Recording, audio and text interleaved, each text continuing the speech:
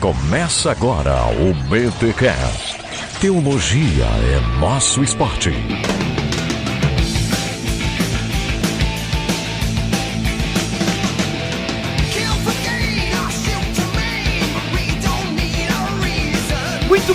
Muito bem. Começa mais um BTcast, de número 317. Eu sou o Rodrigo Bibo e lá vem o noivo, olha o noivo. Nada a ver, né? Mas bem, vamos lá. Eu sou o Cacau Marques e a noiva, que é a donzela de ferro, disse: faltam 2 minutos pra meia-noite. Eita. Só a galera do metal vai entender essa. Nossa, mano, donzela da meia-noite.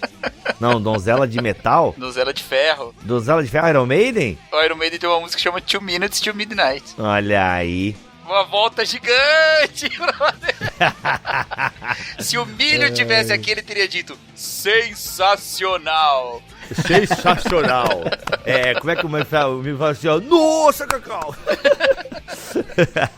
O Milho, inclusive, era pra estar aqui, mas necessidades pastorais batem a porta, ele não pode estar. Mas está aqui com a gente. Eu sou o Paulo On, prazer em poder falar aí com todos aí do Bibotalk e audiência.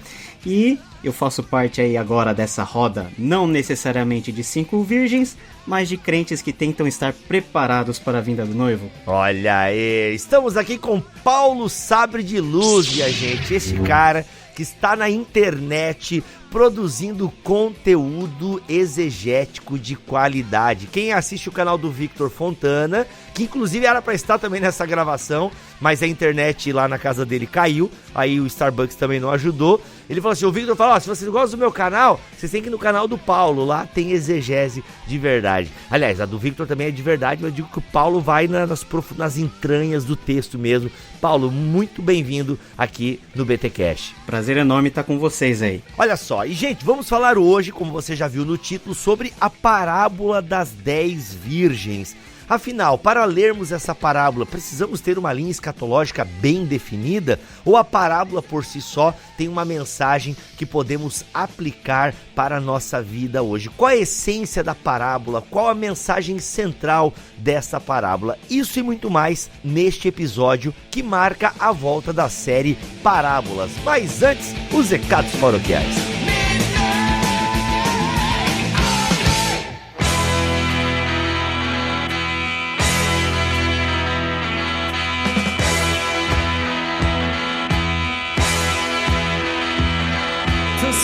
E nos recados paroquiais dessa semana, queremos estrear aqui no BTcast o momento #TemNaPilgrim, e eu estou aqui com o Léo. Beleza, Léo? Beleza, Bibo. Olha só, o pessoal vai ouvir um podcast agora falando sobre a parábola das 10 virgens. Léo, o que tem na Pilgrim que vai ajudar os nossos ouvintes a ampliar este tema, a aprender um pouco mais sobre aquilo que a gente expôs aqui neste BTcast? Então, Bibo, hoje passar rapidinho aqui para indicar 3 livros, 3 livros bem legais e bem grandes até. A gente vai ser generoso na quantidade de páginas.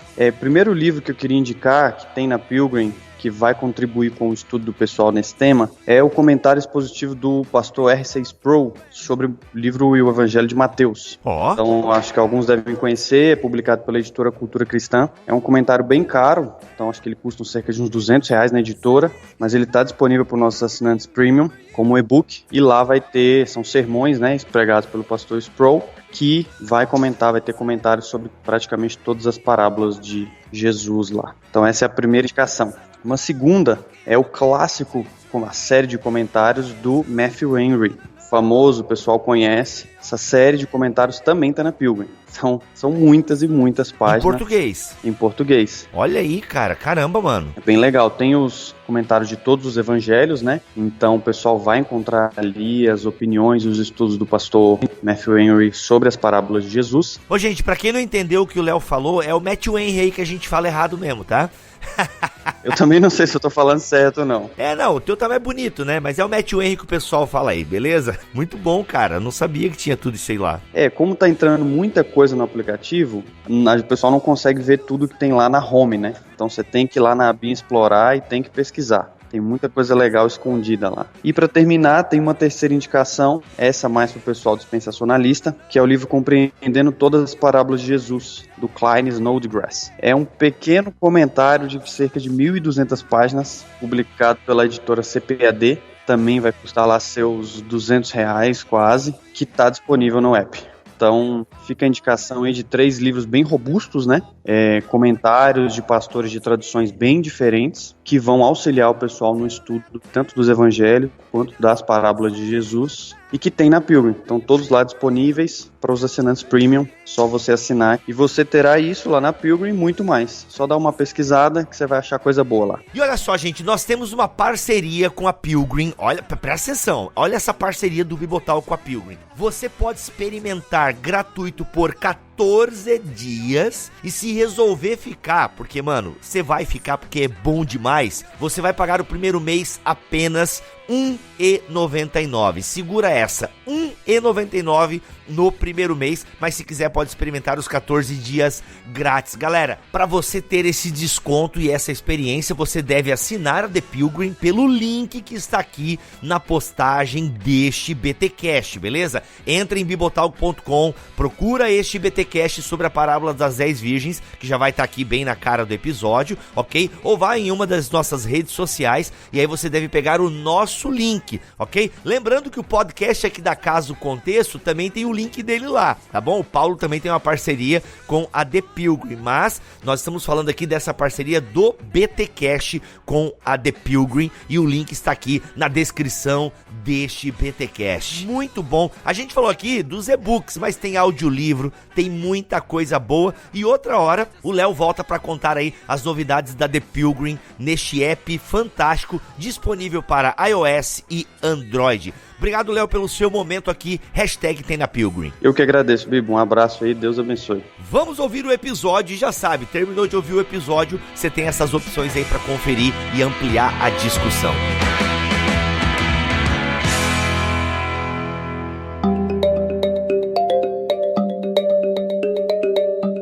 Gente, vamos então aqui para Mateus capítulo 25, eu vou ler na NVT, a tradução que está aqui em minhas mãos, Parábola das 10 Virgens, Mateus capítulo 25. Então o reino dos céus será como as 10 virgens que pegaram suas lamparinas e saíram para encontrar-se com o noivo. 5 delas eram insensatas e 5 prudentes. As 5 insensatas não levaram óleo suficiente para as lamparinas. Gente, só um parênteses aqui.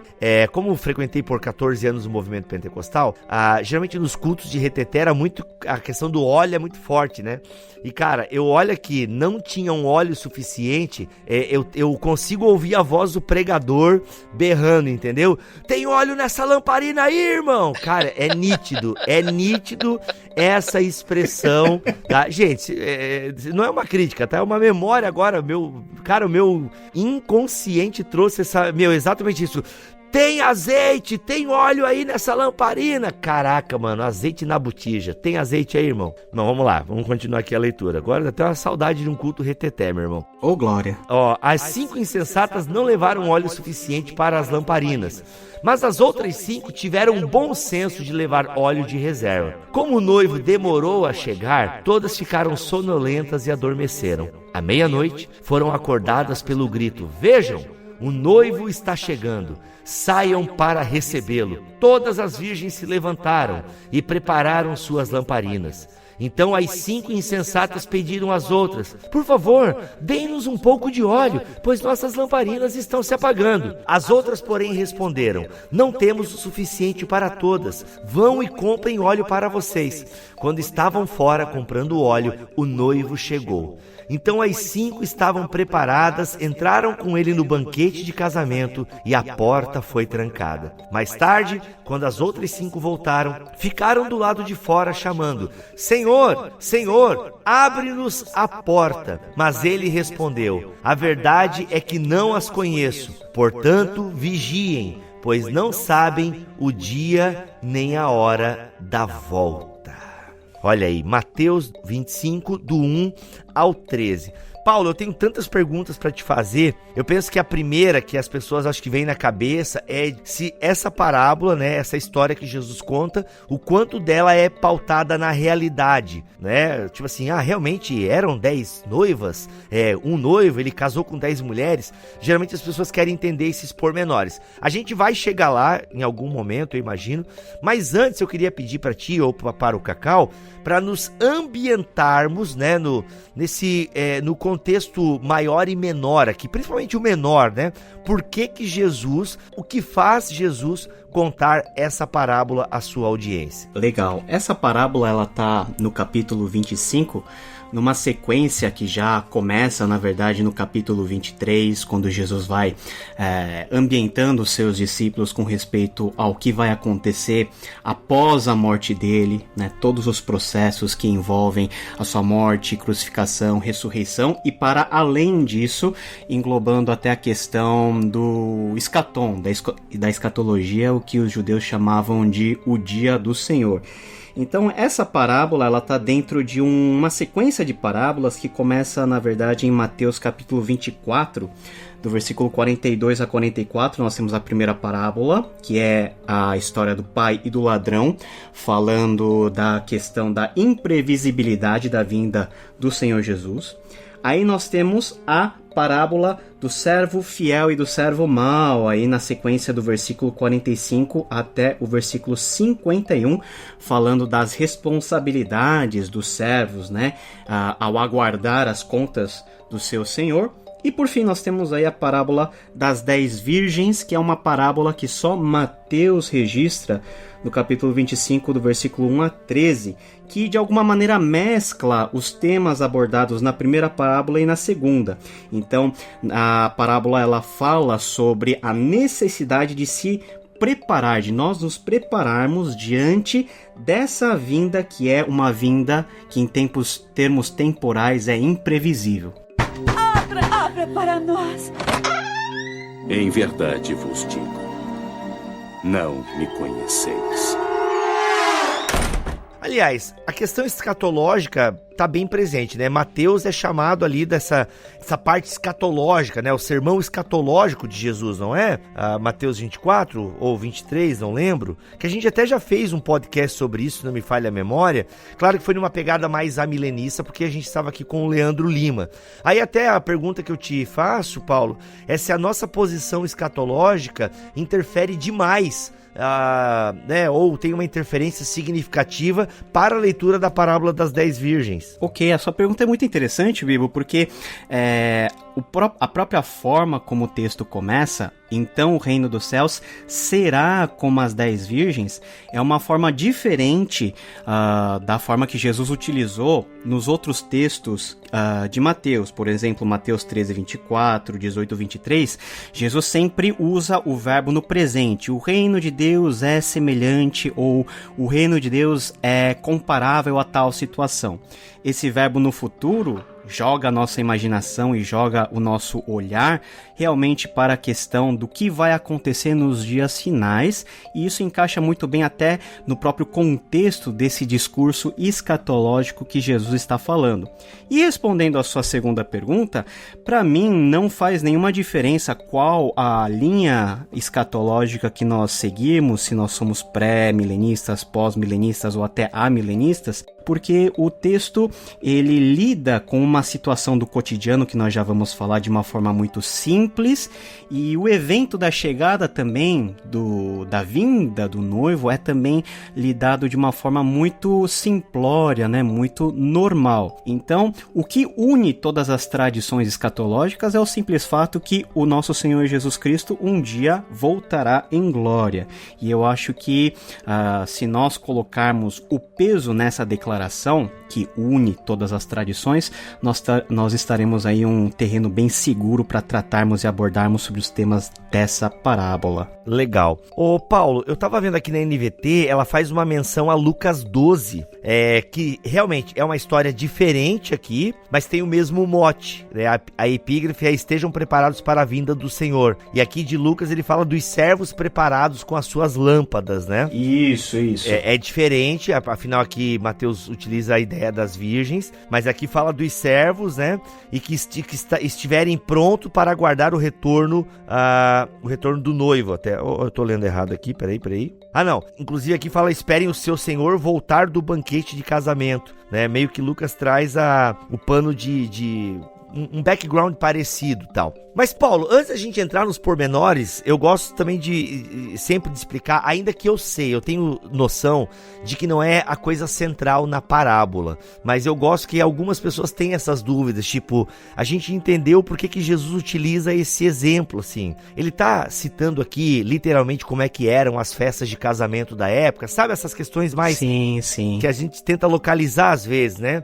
Quando a gente fala do filho pródigo, a gente fala do homem que não poderia correr, porque não era educado o homem correr, e aquele homem correu em direção ao filho. A gente vai vai pegando um pouco o contexto da época para tentar entender a parábola. Nem sempre é fundamental isso, porque, diga-se de passagem, se a gente lê essa parábola aqui, fica muito claro, né? O versículo 13 explica a parábola inteira. Então, se você quiser parar o podcast aqui, você já pare.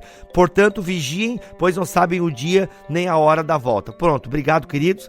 Espero que o senhor te encontre ouvindo podcast de qualidade como esse do Bibotalk. Pronto, acabou. Essa é a moral do texto, por assim dizer. Beleza, mas às vezes eu gosto de entender um pouquinho esses pormenores, o porquê que Jesus utilizou essa figura, né, das 10 virgens e tal. Seria legal a gente entender um pouquinho enfim, acho que isso ajuda, enriquece um pouco mais a leitura do texto. Legal, as parábolas contadas por Jesus geralmente são ambientadas aí nas cenas mais cotidianas aí do contexto judaico e da sociedade judaica, e realmente o campo aí, vamos dizer, o ambiente onde toda essa narrativa ocorre é no ambiente de casamento, particularmente na cerimônia mais importante, que é o noivo ir à casa da noiva para buscá-la, e nós temos depois disso o cortejo final, a partir da casa da noiva até de volta à casa do noivo, já o noivo com a sua amada esposa, seguida por todos os seus amigos, que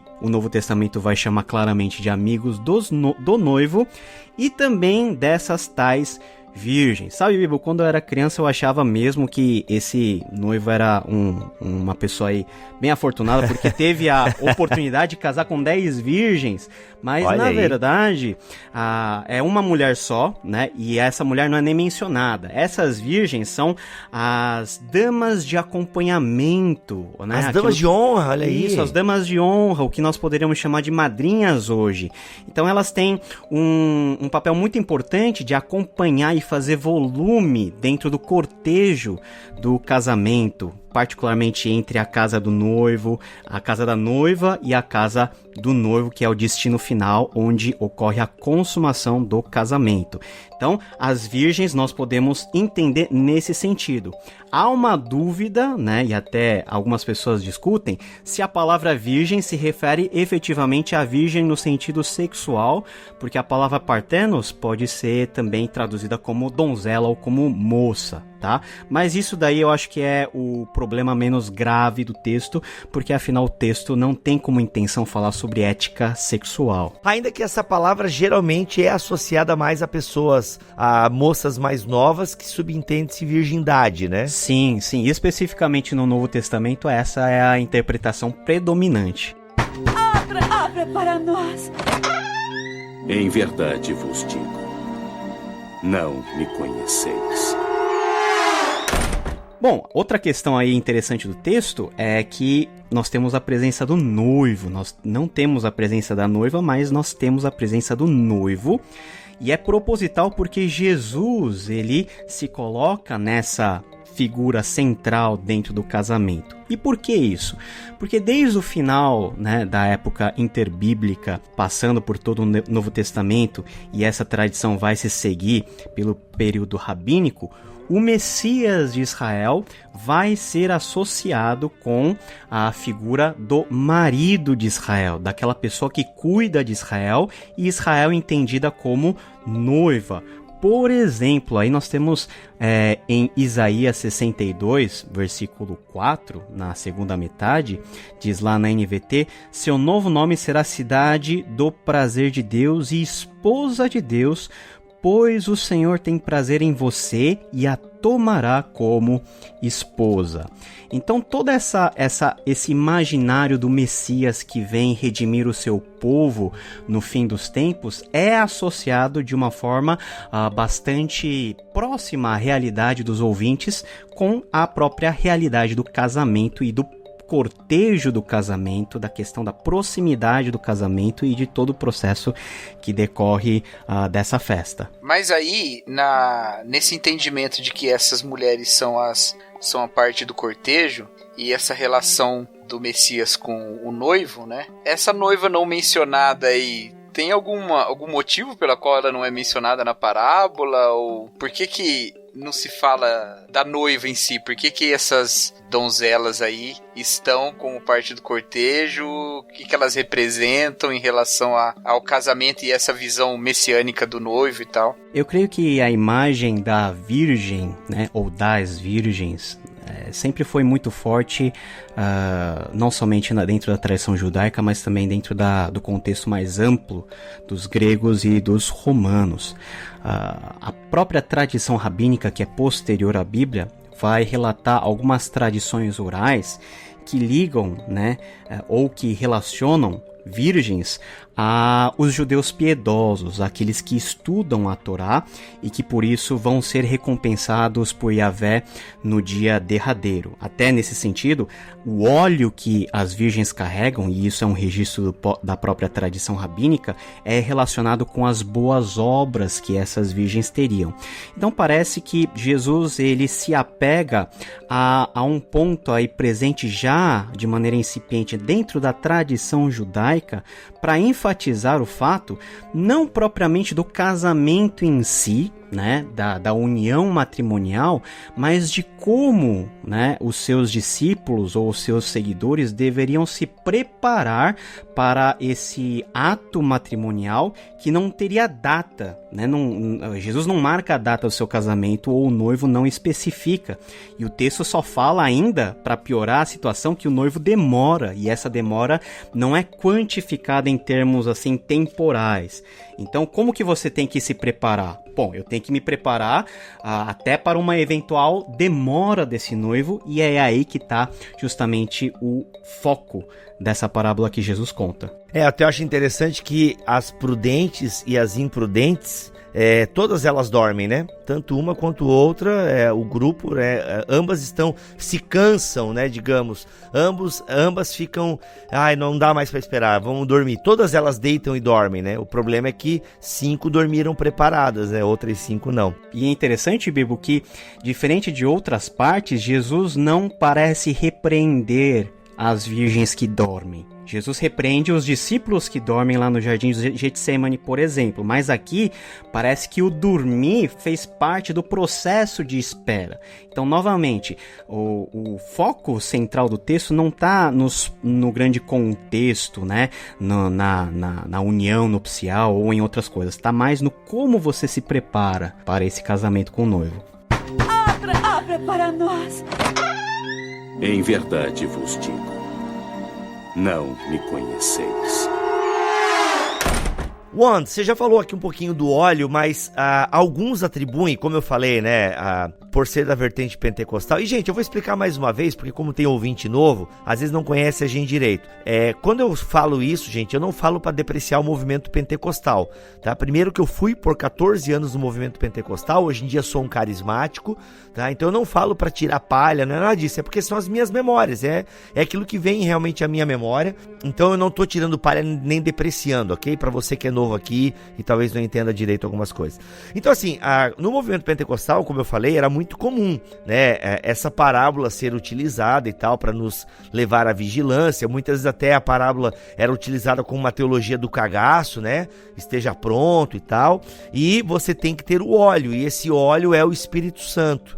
Alguns fazem essa leitura, né? E até pelo movimento pentecostal que valoriza bastante a pessoa do Espírito Santo. Mas talvez não queira dizer necessariamente, né? Até porque essas figuras de linguagem na Bíblia têm vários significados, né? Sim, tradicionalmente, quando a gente vê a história da interpretação, né, cristã dessa parábola, o óleo é associado a vários fatores, né? Um que eu já citei, que são as boas obras. Alguns pensadores da patrística vão associar o óleo a todo um acúmulo de boas obras que são feitas pelas virgens, né? No caso, os cristãos. Nós temos a interpretação mais famosa e mais tradicional, que é sempre associar o óleo ao Espírito Santo. Isso porque, tradicionalmente, dentro da Bíblia, o óleo, de fato, é associado ao Espírito Santo. A unção, né? A unção, né? A toda aquela questão mais ligada à questão da escolha, do apontamento espiritual. Mas eu acho que cabe aqui falar sobre a materialidade do óleo, nesse caso, porque é muito importante. Porque quando a Bíblia fala de lâmpada, né? Ou lamparina, no caso, nova versão transformadora, a gente associa aquela lâmpada do Aladim, né? Que cada um tá segurando aquilo lá, tal, e você tem que tomar cuidado para aquilo não apagar, e você tem que colocar óleo. Na verdade, como apontam alguns grandes pensadores como Joaquim Jeremias ou vários outros comentadores, essa lamparina ou essa lâmpada, na verdade, era uma tocha. Era uma tocha que na ponta era amarrada com um pedaço de pano, e constantemente você tinha que molhar aquele pano com óleo ou com azeite para que a tocha ficasse acesa e você ficasse em prontidão para ver, eventualmente, o cortejo do noivo e se associar a esse cortejo.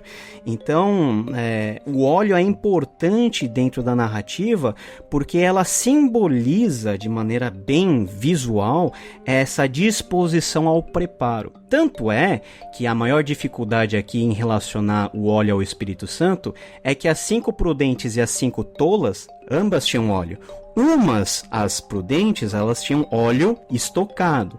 Outras, elas tinham óleo, provavelmente, para só alguns minutos. O próprio Jeremias vai dizer que o tempo médio de duração da pira, da tocha acesa, era 1/4 de hora, que são 15 minutos, né?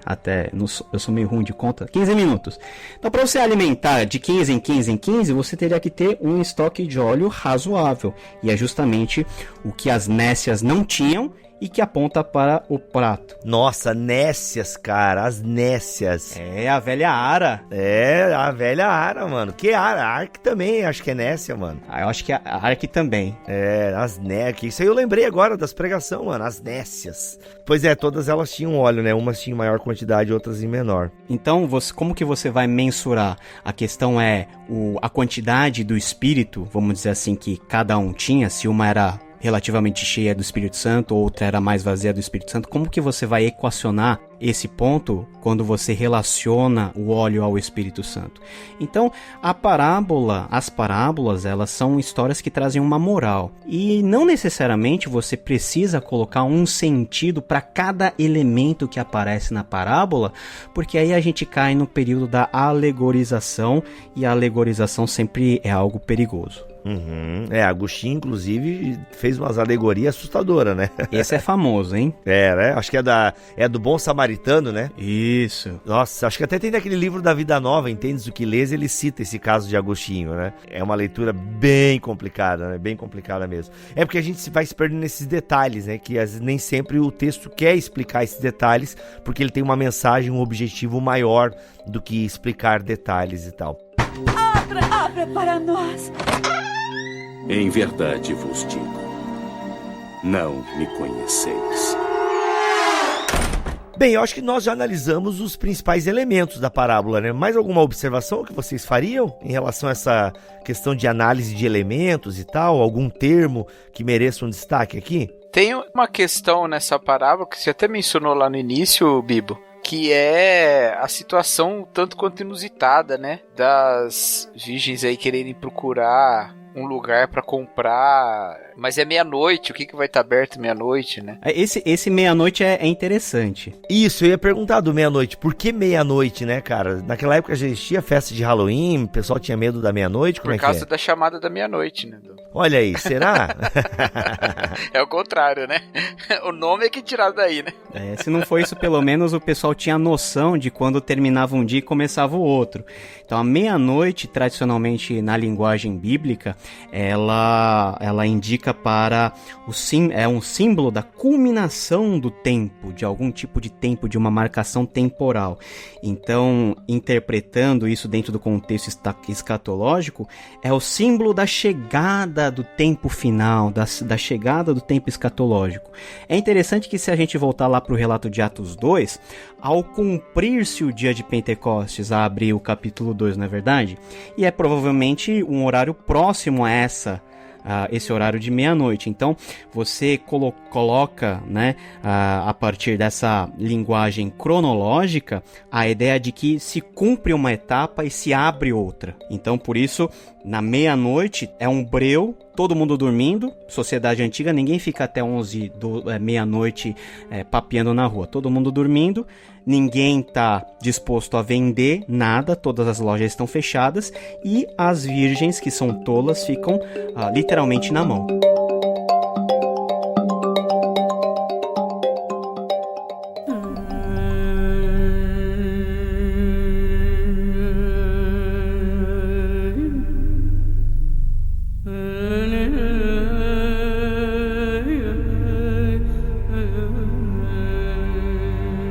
Bem, se a gente for fazer algumas aplicações desse texto, aqui a gente, às vezes até tem umas liberdades que a gente pode ter em relação ao texto, mas eu acho que, falando desses elementos que o Paulo já apresentou aqui para nós e os possíveis significados, eu penso que a gente consegue também equalizar melhor as nossas aplicações do texto. Não sei, a primeira coisa que me salta aos olhos aqui, além daquilo que é óbvio, né, de nós estarmos preparados, é a ideia de que elas clamam, cara, né? Tipo, esse Senhor aqui não tem uma misericórdia com um tempo, né? Ou seja, essa misericórdia do Senhor aqui, de acordo com a parábola, ela vai até o momento. Chega uma hora que não tem mais a misericórdia, né? Fechou a porta. Aqui eu lembrei, eu não sei se é a intenção de Jesus, mas eu lembrei até da Arca de Noé aqui. Uhum. Não sei se tem alguma ligação, mas... É oportuno né? a relação, porque é o mesmo tempo de juízo, né, digamos assim. E a galera também queria entrar e tal. Ou eu vi num filme, agora não sei se tá no texto bíblico. Que às vezes confunde, né? Tinha, né, gente? Na Arca também ficou uma galera de fora querendo entrar, não ficou? Eu tô vendo novela da Record demais. Eu acho que a Bíblia diz que Deus fechou a porta da Arca e todo mundo ficou pra fora, né? Tirando a família de Noé. Isso, mas sabe que ficou uma galera lá fora querendo entrar? Não sei. Ou eu vi aquele filme do... Qual é o cara, aquele diretor, o Cacau? Darren Aronofsky. Isso, ou eu vi no Aronofsky, enfim, mas seria legal se na Bíblia tivesse a galera do lado de fora querendo entrar. Mas, enfim, voltando pra parábola, já que eu não lembro ao certo aqui, depois você me corrige nos comentários aí, galera. Mas lembrei dessa ideia de Noé, né? Mas aqui, voltando especificamente para esse ponto que eu levantei, me chamou a atenção. Cara, não tem, né? Não tem, vocês não. Mas ele respondeu, a verdade é que não as conheço. Caraca, mano. Eu achei, assim, forte. A misericórdia do Senhor tem um limite. Ela vai alcançar até um determinado tempo. Acabou esse tempo, não tem chance mais, né? Acho que é a seriedade do estar pronto, né? Você até pode dormir, você pode, né? O descanso é necessário, mas esteja preparado, sabe? Esse negócio do Senhor ali que não abriu a porta para elas, me choca, ainda mais diante dessa...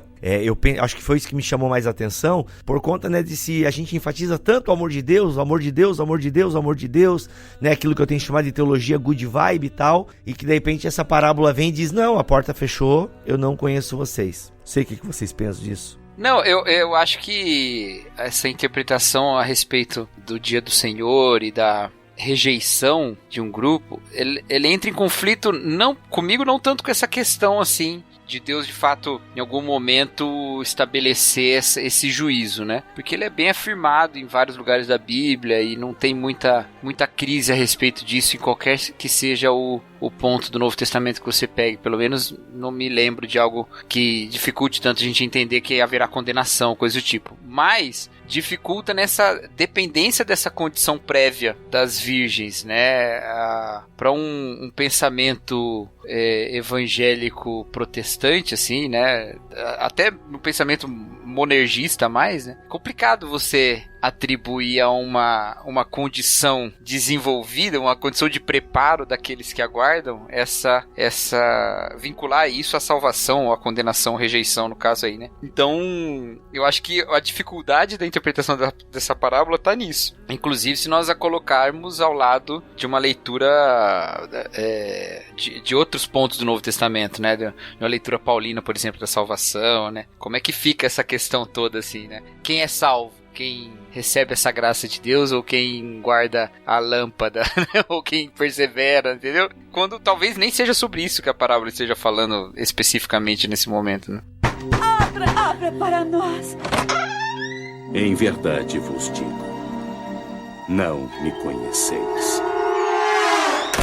E é mais por esse último aspecto que eu tendo a ler essa parábola, ainda sendo presbiteriano, ainda sendo reformado e calvinista. Eu acho que não é a preocupação de Jesus. É tudo isso, Paulo? Olha aí. A classificação é longa. Mas eu acho que Jesus, ele não gastou muito tempo em pensar nessas categorias, até porque a parábola tinha uma intenção muito mais singela e uma moral muito mais simples em explicar para o povo e para os discípulos sobre algumas coisas importantes sobre o que Jesus gostaria de ensinar. Para além dessa discussão soteriológica da questão da atitude das virgens, se nós tentarmos até que a força relacionarmos uma coisa a outra, o verdadeiro eleito, se formos pensar nessa linhagem, sempre manterá algum tipo de nível de preparo, esse preparo relatado aí dentro do contexto da parábola das 5 virgens sábias. Mas não é isso do que, a meu ver, a parábola está falando. A parábola está tentando enfatizar mais a diferença da atitude daquelas mulheres que estavam preparadas e daquelas pessoas que não estavam. Então, a questão da própria rejeição, a rejeição não é apenas uma rejeição insensível do noivo, que poderia dar uma colher de chá, abrir a portinha lá. O que custaria para ele, na verdade? Era pessoas a mais para poderem agregar na festa dele. Mas parece que Jesus está colocando uma denúncia e está ensinando sobre a rejeição dos que, a despeito da sua aparência como virgem, da sua aparência como pessoas qualificadas a participar desse banquete, de fato nunca se prepararam para a vinda do noivo e, consequentemente, da vinda do reino, esse reino de Cristo, da vinda de Cristo. Então parece que essa rejeição está aplicada à atitude tola, negligente daquelas 5 mulheres que a Bíblia chama de tolas. Gente, só um parênteses aqui, eu fiquei encasquetado com esse negócio aí, fui atrás, tá? Bem, numa rápida pesquisa aqui na internet, até achei onde na Bíblia está escrito que o povo que ficou fora da arca batia desesperado do lado de fora para entrar. Bem, não tem, realmente é imagem de filme mesmo, Aronofsky na minha cabeça. Me perdoe a audiência do Bibotalk, que eu já estou misturando ficção com Bíblia Sagrada. É que esse filme tem uma cena muito tocante dessa parte, por isso que fica tão forte. Que são eles dentro da arca ouvindo o povo gritando do lado de fora, é forte pra caramba, cara. Mas não tá na Bíblia, mas eu acho que aconteceu. Não tá na Bíblia. Então assim, mas não enfim. Tá na Bíblia, mas devia estar. Devia estar. Uma segunda edição aí.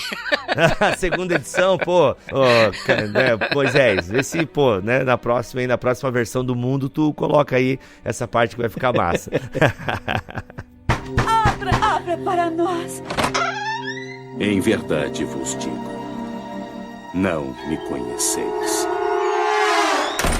Deixa eu fazer uma pergunta aqui. Essa vinda, essa escatologia da qual ele está falando, precisa ser sobre a volta do Messias ou poderia ser a respeito dessa primeira vinda de Jesus e e dos judeus não estarem preparados? Porque eu sei que o sermão todo é escatológico, fala que eles verão, será o princípio das dores e tal. Porque o dia do Senhor envolve também essa primeira vinda, né? Eu nunca pensei nisso, eu só pensei agora. Eu acho que faz sentido e é justamente a aplicação que os dispensacionalistas vão fazer.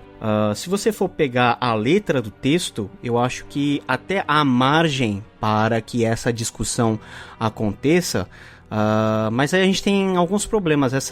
Ok, a gente pode até supor que essas mulheres sejam judias, né? E isso associaria a questão até do próprio povo judeu e a sua eventual restauração na primeira metade da segunda vinda de Jesus, né? Muita gente faz essa aplicação, né? Eu não vejo tanto problema em fazer esse tipo de aplicação, mas, novamente, eu vou para o lado mais simples da questão, que Jesus não está vislumbrando na cabeça isso, essa segmentarização. É que, na verdade, já pensei uma coisa que já derrubou isso também, né? Que é o final, né? Se ele tá mandando vigiar porque não sabe o dia nem a hora, é um dia e uma hora futuro, né? Não pode ser da vinda dele que ele já veio, né? Isso. É verdade. Bem, a sua pergunta você já entendeu, aí já respondeu. Então, a ênfase dessa parábola tá nessa atitude do preparo, de observar e tal. Como é que fica a respeito... Uma coisa que eu sempre tento fazer quando eu olho as parábolas, e principalmente depois de ter conversado com o Thiago na gravação que a gente fez aqui do método parabólico, que pra mim é sempre importante voltar naquilo pra gente ouvir os BTcast de parábola. Mas uma coisa que eu sempre penso é qual o efeito que essas histórias provocam no ouvinte em termos de atitude e de sentimento, né? E aí sim, da ação promovida a partir disso, né? Dessa postura interior e ação exterior. Jesus tá querendo pôr medo no ouvinte? Assim, ó, fica esperto, que tá perto, fica esperto. É esse tipo de provocação que Jesus tá fazendo? Eu não teria nenhum problema em admitir que Jesus estaria colocando um pouquinho de terror, né? Ou uma linguagem um pouquinho mais, vamos dizer assim, intimidadora nesse discurso, porque o discurso em si, essa parábola, traz uma linguagem muito forte. Então, até a própria maneira de Jesus contar essa parábola é diferenciada, dada todo o contexto próximo à sua morte, aquele discurso derradeiro. Por exemplo, Jesus diz na parábola que vai chegar um tempo em que as portas vão ser fechadas, e essas portas fechadas não se abrirão mais. Isso quer dizer que quem entrou participará do casamento, e quem não entrou, automaticamente, por estar fora do casamento, está totalmente separado de toda essa relação, né, familiar, ou essa relação, vamos dizer assim, em um contexto mais amplo, pactual. Então, realmente, Jesus queria dar impacto, né, nesse discurso e nessa parábola. Jesus queria que as pessoas visualizassem essa história, porque nós hoje estamos numa sociedade muito imagética, né, por tudo aquilo que nós temos em mídia acessível, mas a imagem daquele tempo, né, do tempo há 2000 anos atrás, era muito dentro da cabeça, ouvindo e imaginando. Então a pessoa automaticamente se colocava ou no lugar das 5 prudentes ou no lugar das 5 nécias, e se ele visse que ele estava dentro do grupo das mulheres perdidas, ele teria já um convite a uma atitude diferente, porque a porta para ele estaria fechada e ele nem sequer daria conta de quando esse noivo viesse. Então, a minha opinião é que Jesus quis mesmo dar uma sacudida, criar um impacto, ainda que seja por meio de uma contação de história bem simples e bem singela, como nós temos aí no texto. Abra para nós! Em verdade vos digo, não me conheceis. E a compreensão dessa mudança de atitude, né, de adquirir essa prudência e aí estar preparado, estar munido, né, desse óleo, seria, obviamente, tem que ser compreendido pelos ouvintes, né? Não necessariamente também, né? Porque fala por parábola para não compreender, né? Mas assim, algum efeito, pelo menos para nós, agora com toda a revelação também do Evangelho, da morte e ressurreição de Jesus Cristo, a gente tem que compreender, né? Mas para esses primeiros cristãos, essa mudança de atitude, assim, ela envolveria simplesmente o depositar a fé em Cristo, ou a gente está falando de uma transformação prática, a gente está falando de uma mudança de comportamento, porque muitas parábolas têm isso, né, de chacoalhar para uma atitude de transformação prática, para, por exemplo, perdoar, para orar mais, né, porque não tem uma explicação do que o vigiar aí significa, né, como é que se vigia nesse clamor, nesse apelo final da parábola. Tendo óleo, horas, tem que ter o óleo, o Espírito Santo, aquele que não entendeu nada, né? Não, mas brincadeiras à parte, é claro que eu acho que dá para misturar tanto a interpretação majoritariamente pentecostal, como a ideia das boas obras que o Paulo citou. Porque assim, claro, não se dá para medir, não existe um espiritômetro, né? Esse cara tem mais o Espírito Santo, aquele tem menos. Mas eu acredito, e eu imagino que vocês também não tenham dificuldade com o que eu vou falar agora, já adianto assim para botar aquela, para vocês ficarem do meu lado, né? Mas eu imagino que vocês não tenham dificuldade, porque eu não tenho como medir o espiritômetro, né? Eu não tenho um espiritômetro, mas eu acredito que existem níveis de espiritualidade. Eu acredito que tem pessoas, por exemplo, que têm uma intimidade com Deus maior do que eu tenho. Sabe, eu penso que tem pessoas que transbordam mais a presença de Deus do que a minha vida, que eu tenho buscado isso, eu quero ter mais a presença de Deus, eu quero transbordar. Então, nesse sentido, tem a ver com o Espírito Santo, né, de você ter não apagar o Espírito, você se deixar encher, né, deixe-se encher pelo Espírito, Paulo vai falar, olha eu sistematizando aqui, desculpa, né, Paulo não tem nada a ver com a parábola, eu já tô citando Paulo aqui. Mas... Então, assim, sabe, essa ideia de que eu penso que o vigiar aqui está implícito. A ideia do óleo, eu acho que o óleo é uma figura importante aqui na parábola, porque o que denuncia a prudência, as prudentes e a nécia, né, e as nécias, é a falta de óleo, né? Então o óleo, eu imagino ele sendo uma figura importante aqui. Então acho que tem uma questão a ver com o Espírito Santo, né? Uma abertura para uma espiritualidade, acho que tem a ver com as boas obras, sabe? Acho que tem uma mistura, assim, dessa vida que glorifica a Deus, né? Isso, esse comentário que você fez e o Cacau também contribuiu, ela é muito importante porque já joga para a questão de como nós nos apropriamos, né, dessa parábola e de como nós podemos viver essa realidade, porque essa história é uma história que não faz parte do nosso mundo, mas a gente é convidado a entrar nessa história e a sugar as lições que essa história nos apresenta. Mas o mundo não mudou tanto. As pessoas na época de Jesus tinham um grau de inquietação comparável ao que nós temos hoje, porque as pessoas, os judeus, eles aguardavam dentro da sua situação a vinda de um Messias que pudesse, de uma maneira mágica, repentina, resolver todos os seus problemas de um dia para o outro. Eles reconheceram em Jesus isso. Mas Jesus está num ponto em que ele está afirmando que ele vai morrer entregue na mão justamente dos inimigos que era para ele derrotar. Então já tem esse sentimento já implícito no texto. Além do sentimento de pressa, nós queremos o estabelecimento do reino do Messias já, agora. E foi nesse sentido que o povo recebeu Jesus às portas de Jerusalém no início da Semana Santa. Nós podemos comparar com a nossa situação hoje, que nós vivemos num mundo muito rápido, queremos todas as coisas muito rápido, nós queremos um resultado muito imediato para todas as coisas da nossa vida, e nós caímos novamente na questão do vigiar e do preparar-se. Qual que é a evidência, qual que é o fruto, ou como que o vigiar e o se preparar se apresenta na nossa vida? Eu creio que é pela serenidade e pela paz, porque o verdadeiro preparo para a vinda do nosso noivo não consiste na confiança da sua vinda rápida ou na nossa expectativa que ele vai voltar daqui a 5 minutos, 10 minutos, mas é considerar que esse Jesus pode demorar e está preparado para essa demora sem perder a fé que um dia ele vai voltar. Então é uma fé que nos joga para além das barreiras cronológicas, das barreiras situacionais, do nosso mundinho, nos faz ver todas as coisas com uma lente mais macroscópica, mais aberta, tentando compreender qual que é a vontade de Deus, que, na maioria das vezes, não anda junto com a nossa compreensão. Abra para nós. Em verdade vos digo, não me conheceis.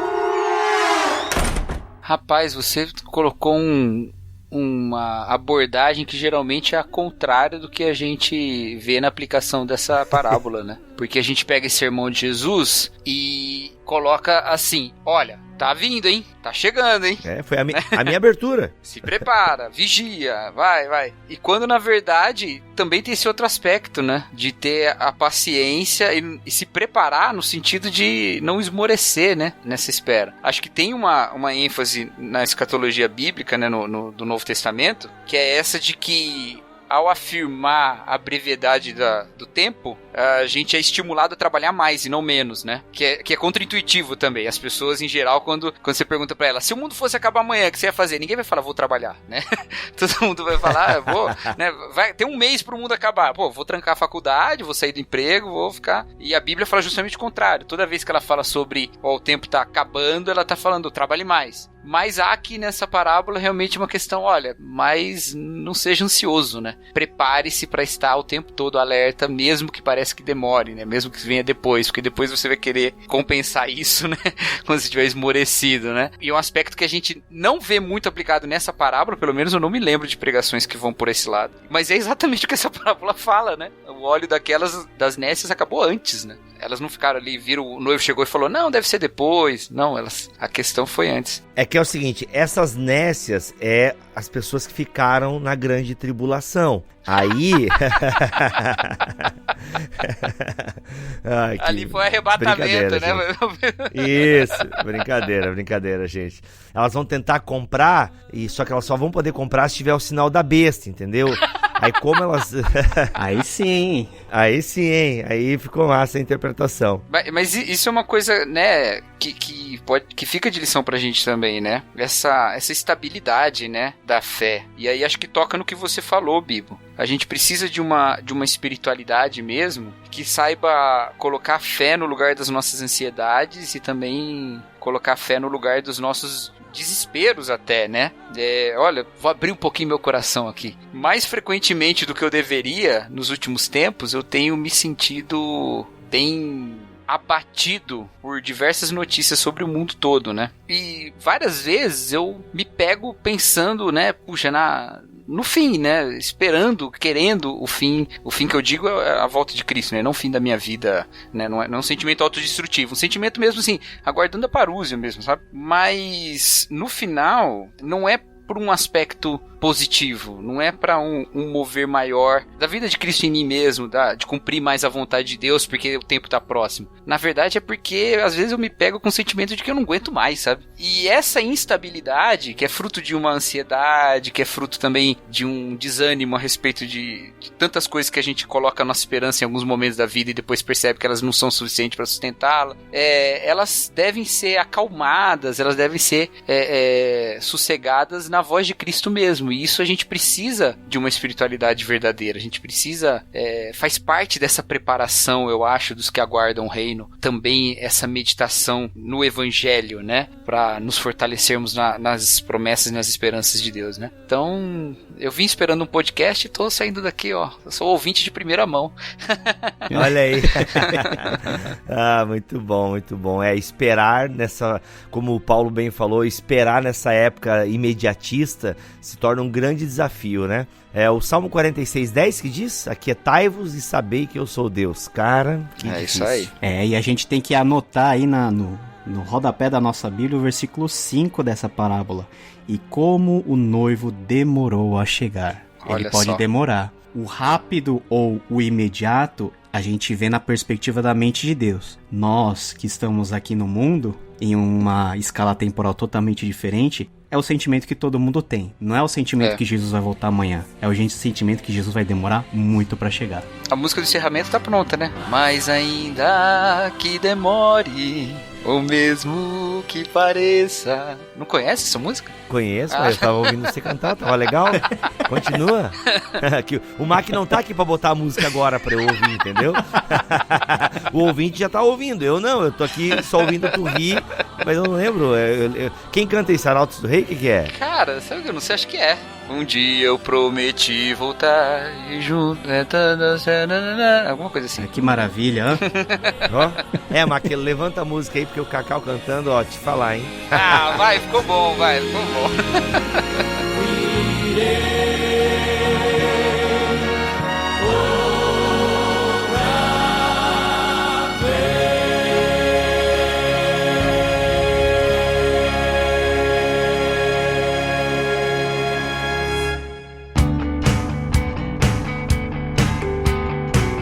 É isso, gente, foi mais um episódio da série Parábolas. Muito bom, muito bom, muito bom mesmo. Realmente a gente trouxe, eu acho que um sentido bem bacana para essa parábola. Cara, obrigado, Paulo, pelos insights que compartilhaste com a gente aqui. Foi muito bom. Eu sou o Rodrigo Bibo, vou ficando por aqui. Teologia é o nosso esporte. Eu sou o Paulo On, foi muito bom estar com todos vocês aí, os nossos ouvintes, o Bibo e o Cacau. Eu tenho um site www.exegesebiblica.com, lá você tem acesso a vários trabalhos de exegese. E eu também tenho um canal no YouTube, né? É só você procurar Paulo On lá na busca do YouTube que você vai cair lá e, se Deus quiser, você pode ser abençoado. Então, nos vemos na próxima. Paulo, inclusive você tem lá um facsímile, né, que você comercializa até, muito bonito para você colocar na biblioteca da sua faculdade teológica aí, você que gosta das línguas originais, você ter aí no seu escritório, você que está começando um canal no YouTube, fica legal como cenário. Você tem facsímile só daquele manuscrito de Efésio ou você comercializa algum outro tipo de facsímile, Paulo? A gente está produzindo, além desse de Efésios, que é o P46, um facsímile também do Codex Alexandrino, que é um manuscrito grego, e também do Códice Leningradense, que é a versão hebraica. Então, quem quiser ter acesso a esse material aí, só clicar no link aí abaixo, que o Bibo vai colocar, que é isso aí. Cacau, despeça-nos para dormirmos aquela soneca enquanto o rei não vem. Eu sou o Cacau Marques, e que a graça do Senhor Jesus Cristo, o amor de Deus o Pai, a comunhão, a consolação do Espírito estejam com todos vocês. Amém. Amém. Amém. Se não se retratar, irá para a Inquisição. Eu recebi uma carta. Você renega o que escreveu? Você vai se retratar ou não?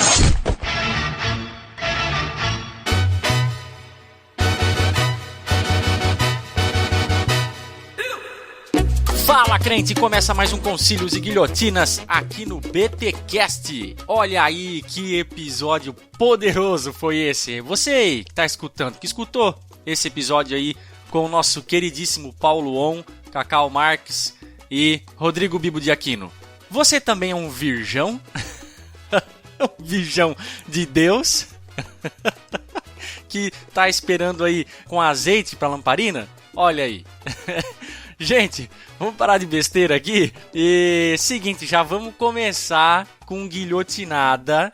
Faz tempo, né? Eu sei, faz tempo que não escorre sangue aqui do Concílios e Guilhotinas. Mas sim, temos uma guilhotinada. E digo mais, de uma ouvinte muito querida. E digo mais, não é só ouvinte. Ela já participou aqui no BTcast algumas vezes. A queridíssima Ruth Salviano.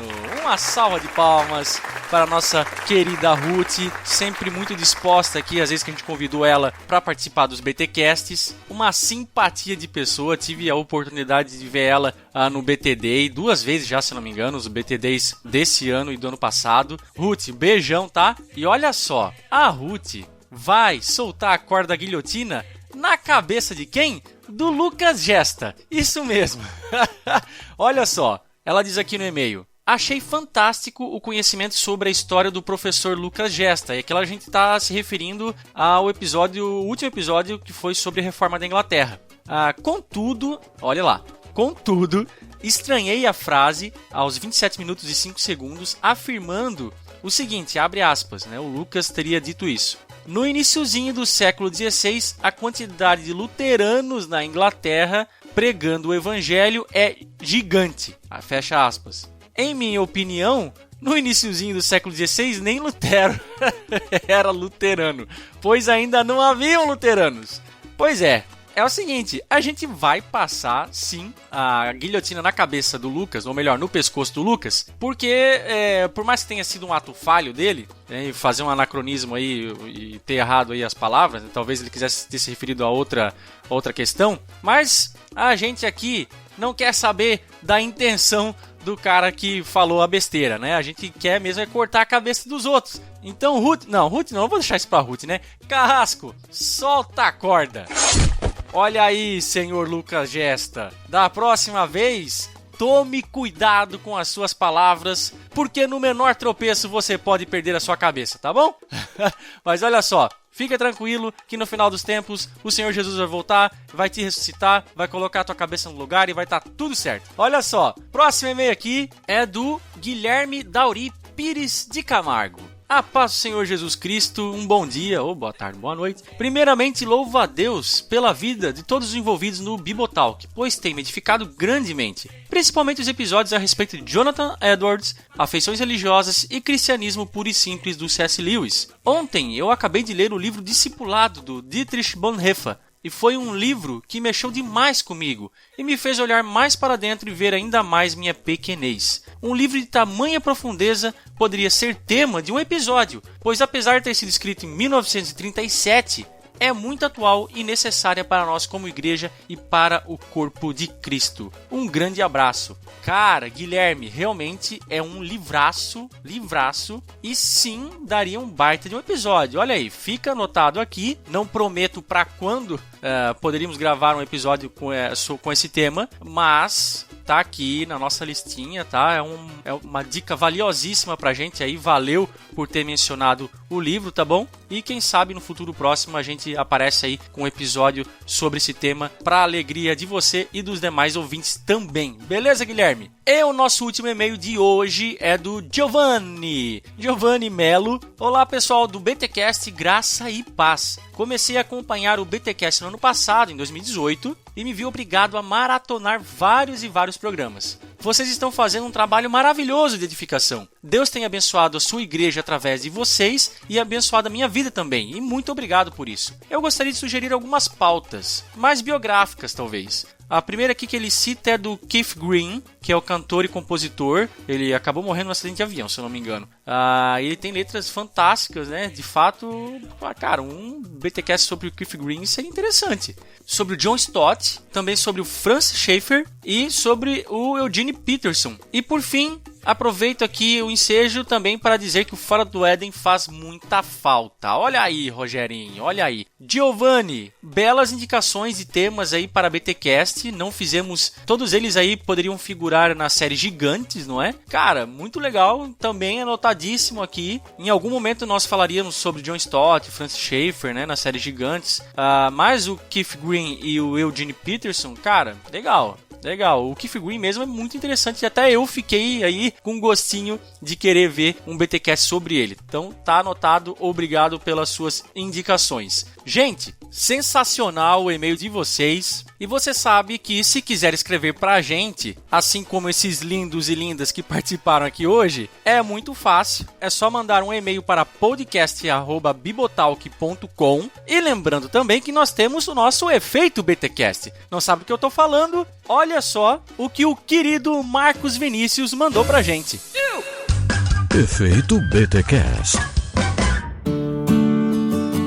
Fala, galera do Bibotalk, meu nome é Marcos Vinícius e eu tô aqui para agradecer a vocês porque desde que eu comecei a ouvir o podcast do Bibotalk, minha vida devocional ela acabou sendo enriquecida de uma maneira muito grande. Eu só tenho que louvar a Deus por isso, pela vida de vocês.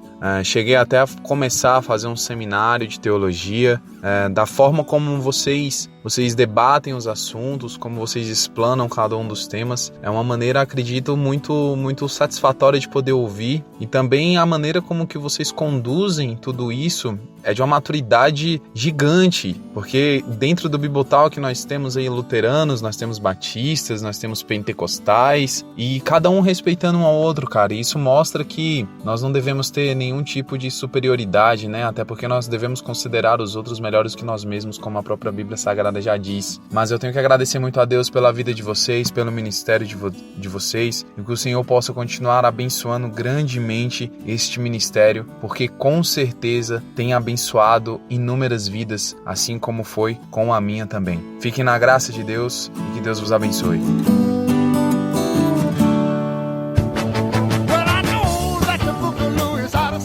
Valeu, Marcos! Brigadão, cara, por ter mandado o seu efeito BTcast. Você que quer fazer que nem o Marcos? Olha só, é fácil, indolor, não solta as tiras, ó, mamão com açúcar. Simples, pega o seu celular ou o seu dispositivo de preferência, onde você consiga gravar aí um arquivo de áudio e em no máximo 1 minuto e 30 segundos você solta o verbo, fala o que tem pra falar, só não xinga a gente, tá bom? Abre o seu coração para deixar gravado nos anais da podosfera cristã tudo aquilo que esse ministério lindo, o Bibotalk, tem feito na sua vida, tá bom, crente? Novamente, no máximo 1 minuto e 30 segundos e se liga, sem ruído, tá bom? Vai num lugar bem calmo, sem barulho, sem choro de criança, sem barulho de trânsito, beleza? E aí, depois que você gravar tudo que tinha pra falar, é só pegar o arquivo gerado aí no seu celular, ou enfim, aonde você gravou, e mandar ele também para podcast@bibotalk.com.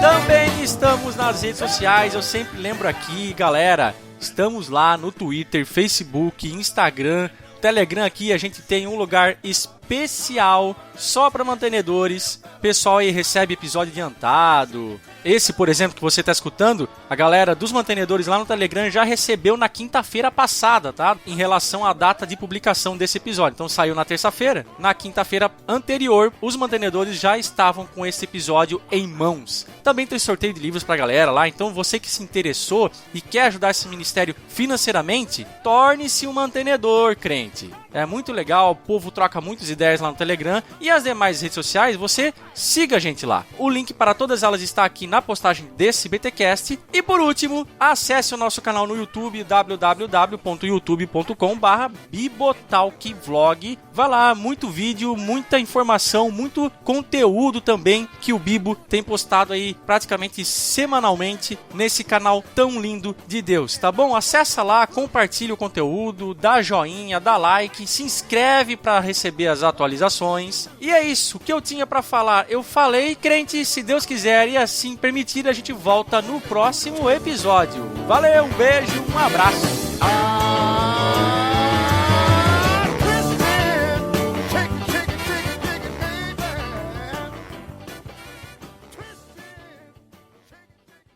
Este podcast foi editado por Mac Bibotalk Produções.